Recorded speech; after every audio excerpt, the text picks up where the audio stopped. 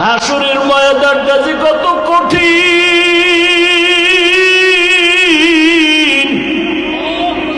একদিকে সূর্যের গরম, অপরদিকে জাহান্নামের আগুনের গরম, আর একদিকে আমার মাওলা পাকের কুদরতি রাগান্বিত আওয়াজ, লিমানিল মুলকুল ইয়াউম লিল্লাহিল ওয়াহিদিল কাহ্হার। আমার মাওলার কুদরতি আওয়াজে হাসরের ময়দানটা থরথর করে কেঁপে উঠবে, মানুষগুলো বেহুশ হয়ে যাবে। ওদিকে জাহান্নামের চিৎকার, ও আল্লাহ গুনাহগার বেনামাজি গুলো কই, তাড়াতাড়ি আমাকে দাও, আমার পেটে বড় ক্ষুধা, বেনামাজি গুনাহগার গুলো আমার পেটে দিয়া দাও। আল্লাহ বলবে, এ ফেরেশতারা জাহান্নামের পিছনে ধইরা রাখ, সামনে যদি আসে আমি বিচার করতে পারবো না। 70,000 ফেরেশতারা 70,000 শিকল লাগাইয়া জাহান্নামের গলায় পেঁচাইয়া ধইরা রাখবে, ধইরা রাখতে পারে না। 70,000 শিকল লাগাইয়া এক একটা শিকলের গোড়ায় গোড়ায় 70,000 করে ফেরেশতা টানিয়াও ধরে রাখতে পারে না। এমন একটা অবস্থা হবে হাসরের মাঠ। এরে আল্লাহর বান্দারা, বড় কঠিন হালাত হবে। ওই সময় আমার উম্মতেরা, নবী বলেন, পাগলের মতো দৌড়াবে। ঈসা নবীর কাছে যাবেন, নবী একটু সুপারিশ করবেননি, সূর্যের গরম সইতে পারি না, সূর্যের গরমে মাথার মগজগুলো টাস টাস করিয়া ফাটিয়া যাবে, পায়খানার রাস্তা দিয়া পেটের সব নারী বুড়িগুলো পড়তে থাকবে। মুসা নবী বলবে আমি পারবো না, ঈসা নবী বলবে আমি পারবো না, ইব্রাহিম নবী বলবে আমি পারবো না।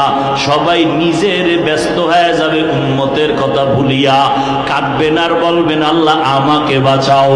মুসা নবী কাঁদবেন আর বলবেন আল্লাহ আমারে বাঁচাও। ঈসা নবী কাঁদবেন আর বলবেন আল্লাহ আমাকে বাঁচাও।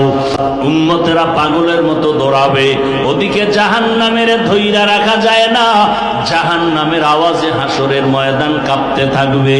গুনাহগার গুলোকে আল্লাহ দেওয়ার ওয়াদা করেছেন।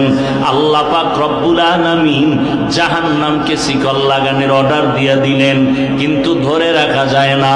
নবী বলেন এমন এক হালাত, জাহান্নামের আওয়াজ আমার উম্মতের দিকে যখন ধেয়ে আসবে, আমি আর দেরি করব না, আমি সাথে সাথে সেজদায় পড়ে কান্না শুরু করব।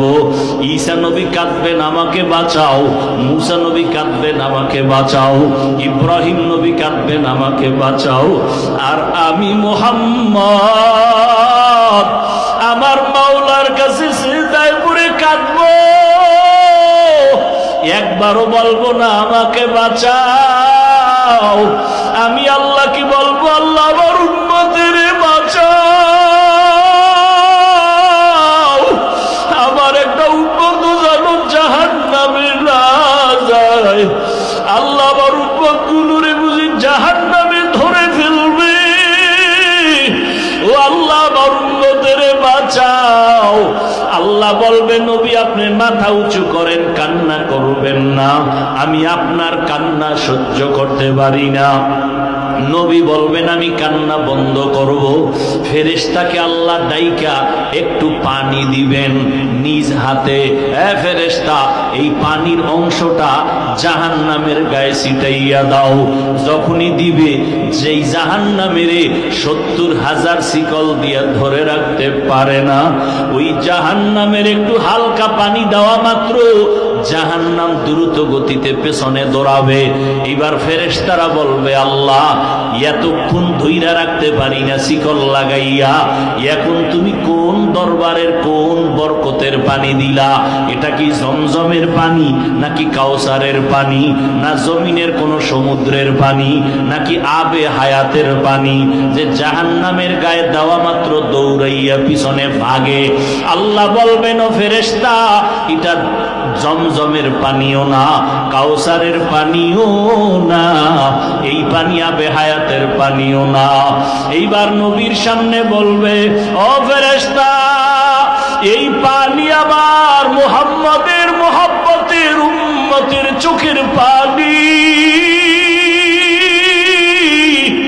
মুহাম্মাদের উম্মত গোপনে গোপনে কাঁদতো, তাহাজ্জুদের নামাজে কান্না করত, ওই চোখের পানি ছিটাইয়া দিলাম। মদিনার নবী বলেন, ক্বালান নবী সাল্লাল্লাহু আলাইহি ওয়াসাল্লাম, মান বাকা মিন খাশিয়াতিল্লাহ হারামাল্লাহু তিলকাল আইনা আলান নার।